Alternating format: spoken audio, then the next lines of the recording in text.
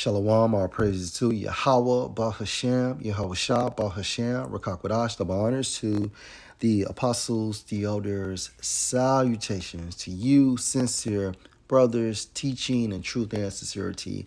Lesson will be entitled The Rap Game and What It Takes.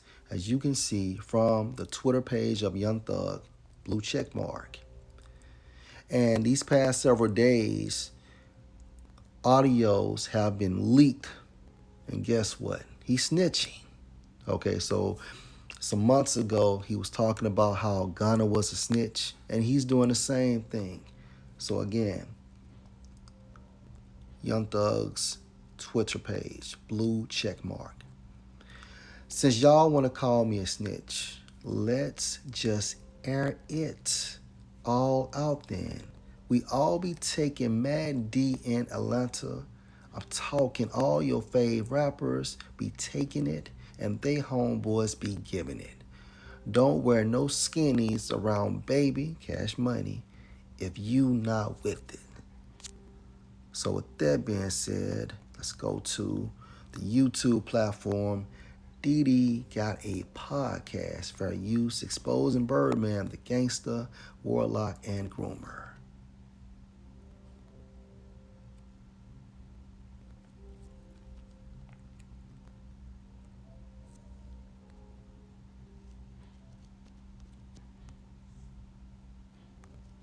Thing to try to run yourself like a mafia, but I want you to imagine at 14, 15 years old, I mean, you're going through puberty, you're not a kid anymore, you're not a little boy, and you're kissing another grown man on the lips who's not related to you, not that would even make a difference, but then on top of that, you're making comments when the conversation is about romantic relationships with women, and you interject and say, no, I'm the only person that he kissed. The crowd starts to cheer, the host seemed to try to act neutral about what he just said. That's awkward, that's odd, that's not normal. I think this was 100% the early signs that Lil Wayne was 100% groomed by Birdman, and everything in this video is alleged. These are just my opinions. I mean, there's even a clip that went viral many years ago that a lot of you probably forgot about, of Birdman in a crowd with Lil Wayne, and he's like pulling on Lil Wayne, and Lil Wayne's like tugging away from him. I guess they maybe had some sort of back and forth, and he was upset with him.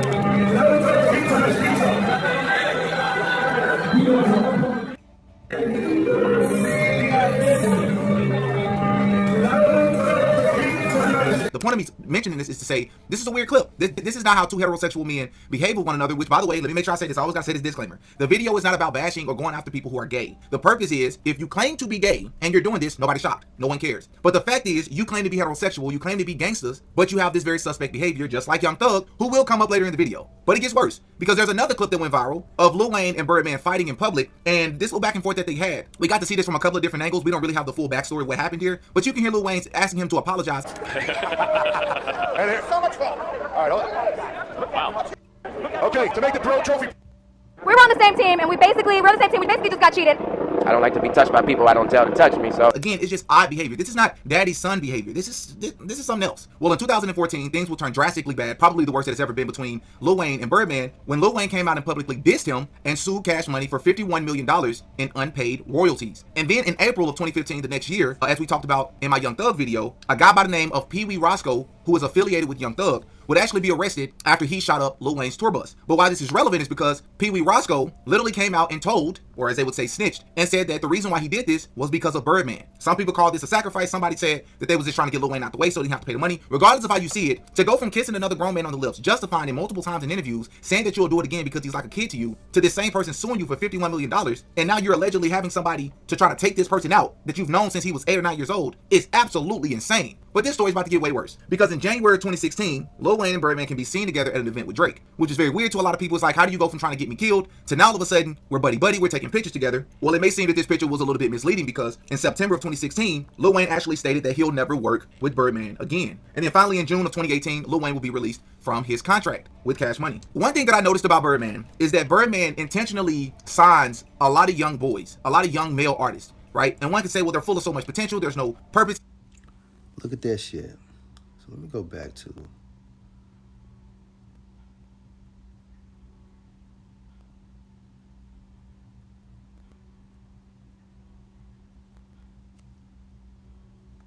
Now I want y'all to consider something, man.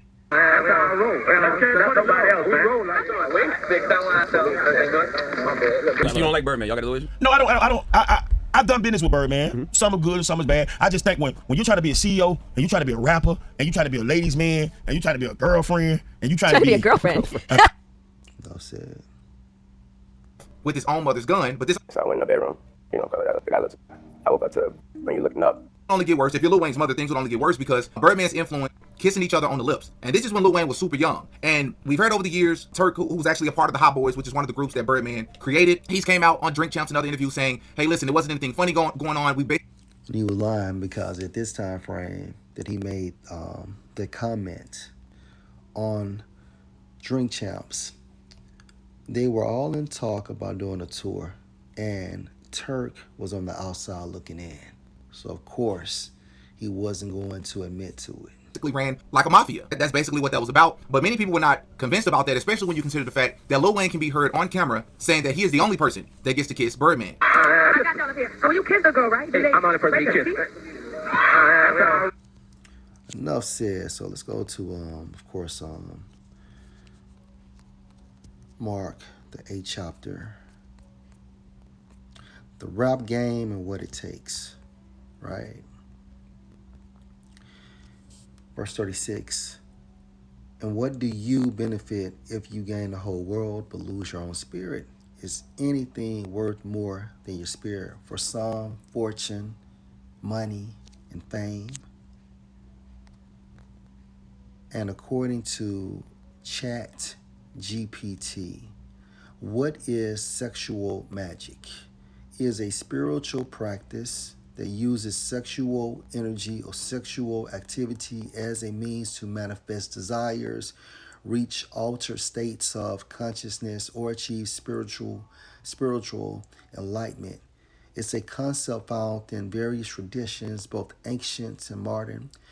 Core ideal: sexual energy is considered one of the most potent life forces. The same energy that creates life can also be channeled for personal transformation, magic, and intention setting.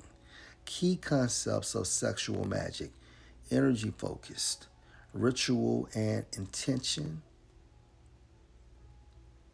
such as a specific desire is set before engaging in the sexual act or self-pleasure. The climax or peak of arousal becomes a moment of powerful manifestation. Damn. Where intention and energy meets.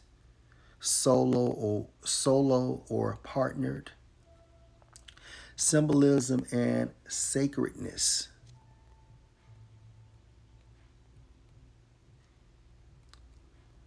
So again, the key concepts of sexual magic: energy focus. Instead of letting sexual energy dissipate, it's redirected toward a goal, intention, or higher awareness.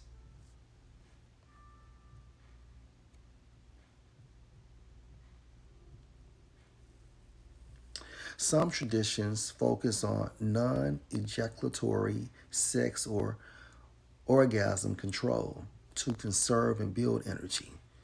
But again, ritual and intention, a specific intent is set before engaging in the sexual act or self-pleasure. The climax or peak of arousal becomes a moment of powerful manifestation where intention and energy meet.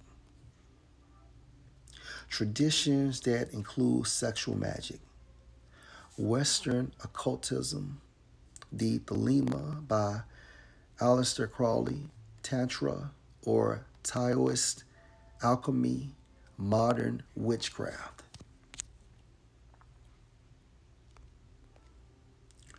The rap game and what it takes. Let's go to 1 Timothy chapter 6.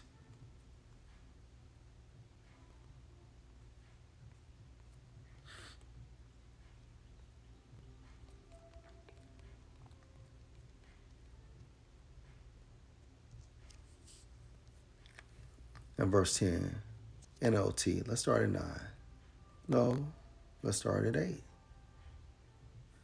So if we have enough food and clothing, let us be content, satisfied. But people who long to be rich fall into temptation and are trapped by many foolish and harmful desires that plunge them into ruin and destruction. Okay, so practicing Satanism, you are going to die unless you repent.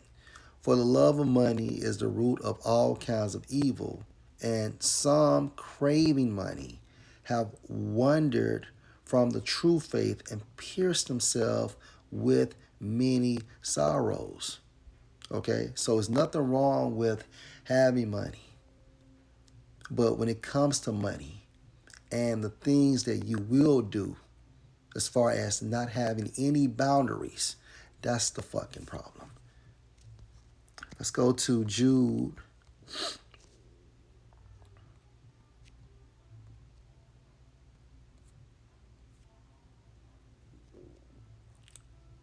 And verse 7, even as Sodom and Gomorrah and all the cities about them, in like manner, giving themselves over to fornication and going after strange flesh, okay, are set forth an example, suffering the vengeance of eternal fire.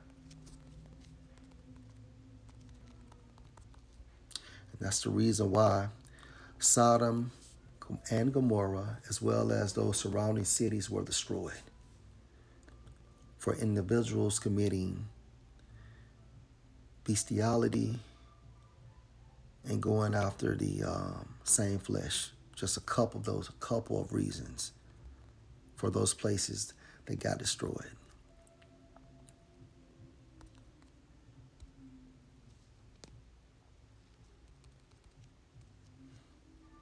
Leviticus chapter 18 and 22. You shall not lie with mankind as womankind. It is abomination. Leviticus 20 and 13. If a man also lie with mankind as he lie with a woman, both of them have committed an abomination. They shall surely be put to death. Their blood shall be on them.